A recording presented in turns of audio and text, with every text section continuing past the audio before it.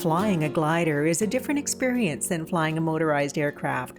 Pilots are constantly watching the area below and around them, looking for updrafts and opportunities to gain altitude, which makes them uniquely suited for spotting wildfires.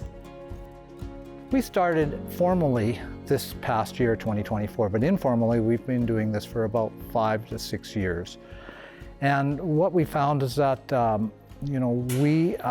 the past 3 years have been responsible for observing wildfires first, being the first spotters, at least 5 times. Also helped out in a relay between an aircraft that had seen a fire but weren't able to get a hold of anyone that was south of Port Alberni, and a downed paraglider in the trees.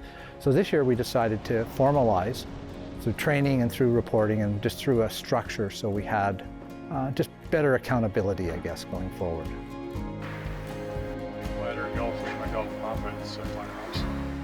Well, I think probably there are a lot of people, a lot of organizations who could do what we do.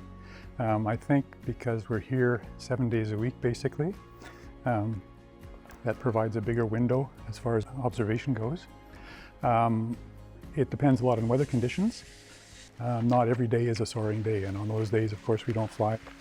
We reached out to Coastal Fire Service, and they provided us online training, what they would provide to their kind of first initial reporters, responders. So all of us received that information digitally, and then we did some training just over some Zoom calls when we had our club meetings and safety meetings. Report this to BC Forest Service at 1-800-663-5555. There is a protocol. Flying safety is number one.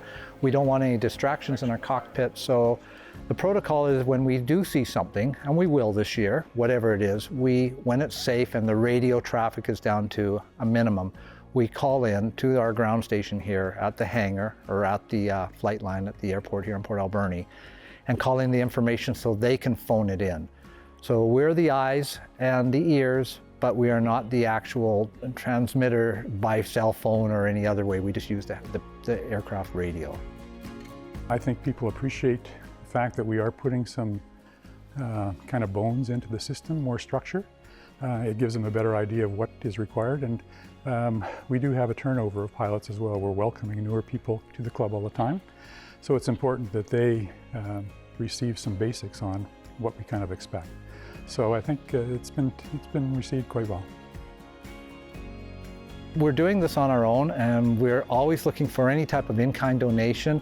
It could be just a binocular or binoculars for ground crew. It could be a little bit of seed money just to help us get a base station radio that would be mobile. We're not asking for a lot, but we pay for our own tows. We own our own aircraft. We pay for our flights. Everything is donated. We think and we'll continue to do it because it's the right thing to do, but we're always looking for a partner.